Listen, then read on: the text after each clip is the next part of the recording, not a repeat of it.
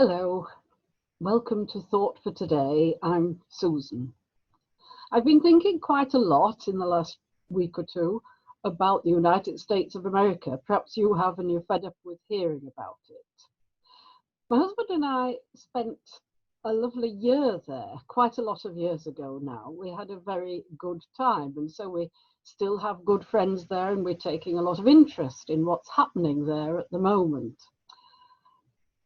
We took a bit of getting used to some of the things when we were living there, silly things like remembering to call crisps chips and say tomato in shops. One thing that flummoxed me at first then, when we were living there, was that at the end of any conversation, whether we'd been in a shop or talking to somebody on the phone or whatever, they'd end up by saying, "Have a good day," or "Have a nice day." And of course now it's become a much more popular thing to say here, hasn't it? Sometimes I really like to hear that. I need to hear that somebody is wishing me a good day. Other times I have to confess that I get a bit irritated. Sometimes it's when somebody's made it perfectly clear to me that what I'm asking has been a bit of a nuisance, and they really are glad to get rid of me, but they end up by saying, "Have a good day." At other times, I'm a bit embarrassed. I don't know how to reply, either because I don't know whether I have to reply or not. They've just said it out of a routine habit, or else perhaps I know that they are not in a good place themselves, and how is it best to answer that? So occasionally I turn into my grumpy old woman mode and think, why don't they just say goodbye?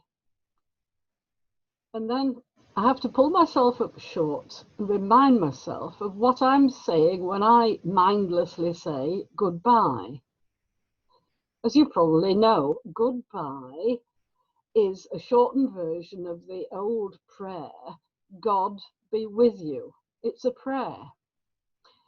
In one sense, it's a prayer that doesn't need to be said, that God will be with that person, because we believe that God is with every person on this planet, offering love and support and care.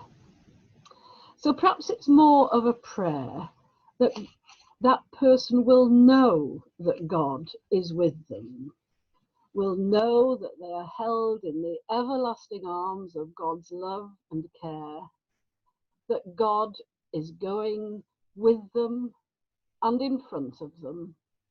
Think of those wonderful words of Psalm 23. "Even though I walk through the valley of the shadow of death, you are with me." And we know it because Jesus, that very embodiment of God's love, came to show it. And his last words to his friends before he left this earthly life was these words: "Lo, I am with you always to the end of the world." He said that to them, an assurance to them and to us, an assurance that perhaps we need to hear more than ever at this time, with all that we are walking through in our personal lives, in the life of our community and nation and world. I am with you. And so that's what I'm saying when I say goodbye. That wonderful thought that God is with us. And so I do say goodbye to you. And I also hope that you will truly have a good day too.